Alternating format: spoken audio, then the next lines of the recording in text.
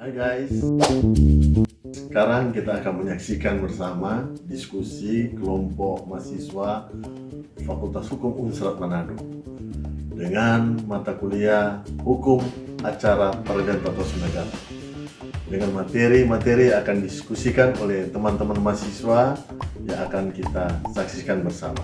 Perkenalkan, saya Ophelia Winjilika Paulus dengan NIM 2207 1101 0327. Saat ini saya akan membahas materi tentang peradilan tata usaha negara. Lebih spesifik lagi, apa yang bisa digugat ke PT UN. Banyak orang mengira bahwa semua keputusan pemerintah bisa digugat ke PT UN. Padahal tidak sesederhana itu. Ada aturan yang membatasi mana yang dapat digugat dan mana yang tidak dapat digugat ke PT UN. Objek sengketa di PT UN adalah KTUN atau Keputusan Tata Usaha Negara. Ini diatur dalam pasal 1, angka 9, Undang-Undang Nomor 5 Tahun 1986. KTUN adalah keputusan tertulis yang dikeluarkan oleh pejabat pemerintahan dalam lingkup administrasi yang bersifat final, individual, konkret, dan menimbulkan akibat hukum bagi seseorang atau badan hukum perdata.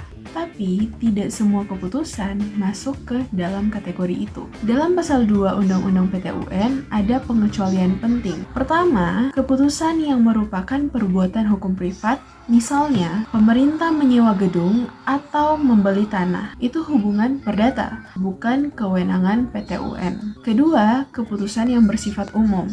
Contohnya, peraturan daerah, peraturan presiden, atau surat edaran menteri. Itu berlaku untuk publik, bukan untuk individu tertentu, jadi bukan termasuk dalam KTUN. 3.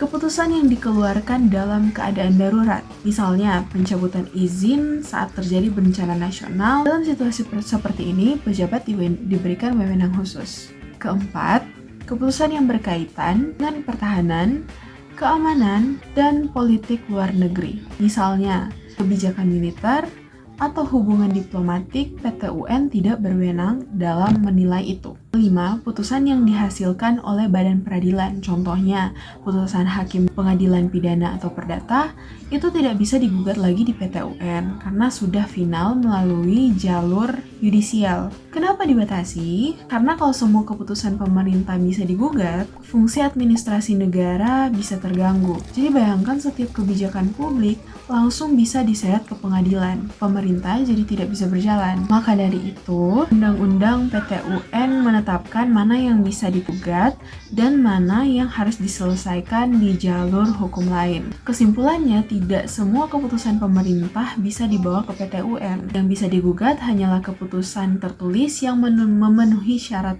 KTUN dan tidak termasuk dalam daftar pengecualian dalam pasal 2 Undang-Undang PT UN tersebut. Dengan memahami ini, kita jadi tahu kapan bisa menggunakan hak hukum dan bagaimana caranya yang tepat.